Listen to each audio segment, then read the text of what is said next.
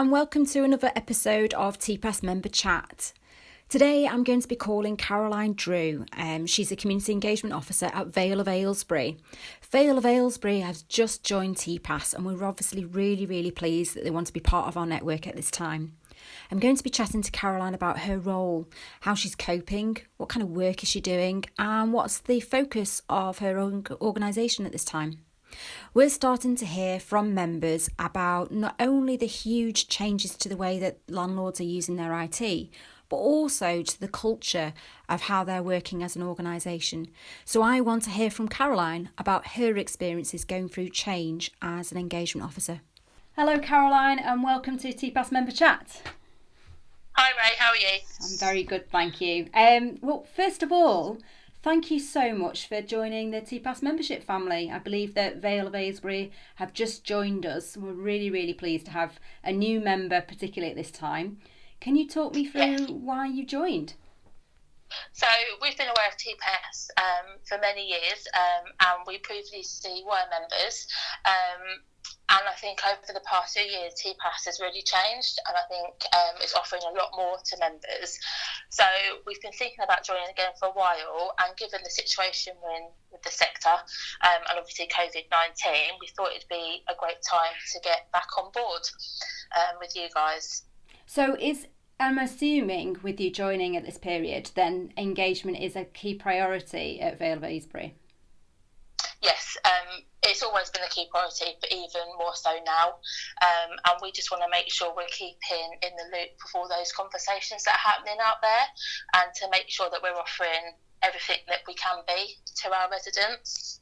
And how have you found that your role and your engagement strategy has changed in response to this pandemic? So I think we've certainly become more creative in how we look to engage with our residents, particularly digitally.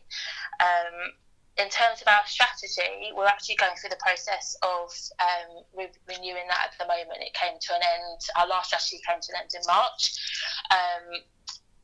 But I think with how we're working, it's just so important that we keep involved with our residents. Yeah. And in particular, for you and your role and your kind of getting on with your role with your home life, we've just chatted about, making sure the little one has a snack available. How are you coping with keeping up with your role and, and with the changes? Actually quite well. I think initially the change, it was a shock to the system, because you're so used to having a routine of going to work, doing your hours, coming home, and that's that. But I think I've been very lucky with the trust. They have been amazing in allowing staff to work around their commitments. So for example, for myself, I do split days, so I work 7 to 11 in the morning and then 5 to 7 in the evening, and then I do a couple of hours on a Friday, which allows me just to break up the day. Particularly with the kids, I don't have to worry about being at a desk on the computer the whole day. I've got a lot of freedom. And that's been offered out to everybody that's got caring responsibilities, which is brilliant. Yeah, that's very good. Have you found some of the services have paused or slowed down at your organisation, but others have increased and gathered pace? Yeah, so certainly we are not doing anything that isn't emergency repairs. Obviously, we're still doing our gas safety servicing. But in terms of what's gathered pace, we took the call to contact all our over 70s and vulnerable residents. And I think that was over 2,000 calls that we've actually done. And off the back of that, we've got weekly reassurance calls. So that's obviously increased. Our rent service and welfare service has increased, just in terms of giving support and being there to help our residents. One of the calls that I do, I speak to them every week, and it's an 87-year-old lady who has had to stop her part-time job in the pub because obviously COVID-19. Gosh, she was still working at that age. That's incredible. Yeah, I was amazed. I had to double check her age. I was like, "Are you sure?" She was like, "Yeah." But but we've had to help her get some access to benefits during this time, which she wasn't obviously previously claiming before. So that's been great, and a lot of people we've been helping in that situation. And obviously our communication services has had to pick up speed in terms of making sure that our website's up to date and what we're putting out to residents is what they need to hear from us and has the right information. Yeah, of course. So although we've slowed down on the general repair side of things, everything else seems to be picking up to react to the situation that we're in. I'm curious with with all these calls that you're making, are there any kind of new people that you've come across that you think, yes, you, further down the line, we would like to have a kind of stronger relationship, perhaps getting them more involved?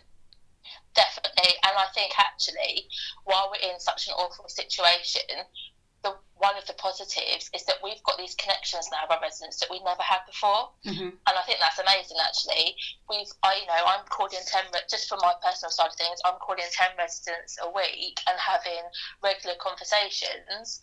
That I think, yes, when we come to the end of this, and we can look back and say, right, how can we harness what we've learned from our residents?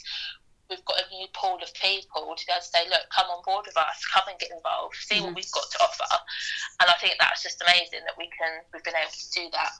Oh, that's really interesting. So that when your staff are making these phone calls, these regular phone calls, you've got your dedicated regular person that you call every week, have you? So you can build up that relationship. Yeah, so what happened was they put out a call for volunteers of who wanted to undertake the reassurance calls, and then everyone was dished out a number of residents to call, and then we've all taken personal responsibility that those that need weekly calls are getting them from the same person. So we are taking them through the journey, as it were, which is great because, as you said, we can build up personal relationships with them. Yeah. And have you found, with all this work going on out in the community, any new community initiatives that have cropped up? Oh, so many.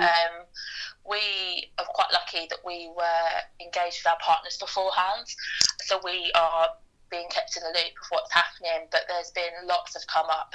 For example, the local mosque in Aylesbury have responded to the need to get volunteers out to help with food and befriending, and that's come to fruition through this situation that we're in.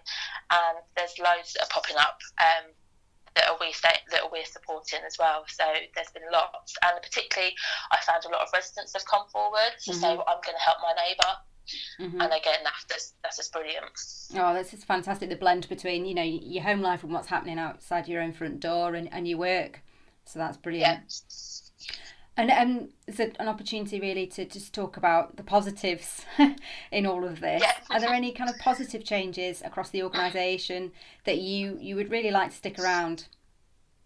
Yes, I think just going back on what I said before about the flexible working, I think actually it's shown us as an organisation that we can do it, where there might have been thoughts of limitations beforehand. I think we've gone through that, we've knocked down those barriers, and I hope that will continue going forward. And then in terms of our digital engagement, so prior to lockdown and COVID happening, we had just launched our digital engagement portal called Impact, and we've seen an increase in numbers following the lockdown of people registering to be engaged with that. And we're also now going to test it as from next week as our main communication tool with our residents forum, who are our main resident group. So we're hoping to hold some form of online meeting / discussion, and I hope actually that gets taken forward, that we don't just go back to the face-to-face meeting, which I think are very important, but at the same time this gives us flexibility to say to people who can't come to the meetings, come and engage with us here. We know it works, get involved, you can do it from your computer. So I hope that continues as well. Yeah, there's a lot of, we've really rushed into changing our culture, haven't we, in the way that we work, but yes, there's so much that I would hope that we'd hold on to. Definitely. So final question then, Caroline, what team, person or tool could you absolutely not do without during this time? So on a personal level, we had a quick chat before, but definitely Netflix and Amazon. So my orders have certainly gone up with Amazon. And that's just because it's just really handy. You can get what you want when you need it. And obviously Netflix to keep the kids at bay for a little bit whilst I need to do some work. And then in terms of work, I think definitely the clear winner is technology. I mean, if this happened a few years ago, you know, even I don't think we'd be able to provide the service that we are to our residents. And it's just been invaluable. So I think definitely in technology. And in terms of the team, I just think in the trust as a whole, from the beginning this happened, we put our residents right back in the heart of what we do, which was there anyway, but I think this has just enabled us to take it a step further. And we're just taking on board and learning as we go, and I think they've been brilliant at that. So yeah. Well, I totally second that. Thank goodness for Netflix in our time of need. So, definitely, it's keeping me sane. Absolutely. Thank you so much for your time then, Caroline, and we look forward to working with you and your team and your volunteers very soon. Definitely, that would be brilliant. Thank you. All right, lovely. All right, thanks, Ray. Thanks.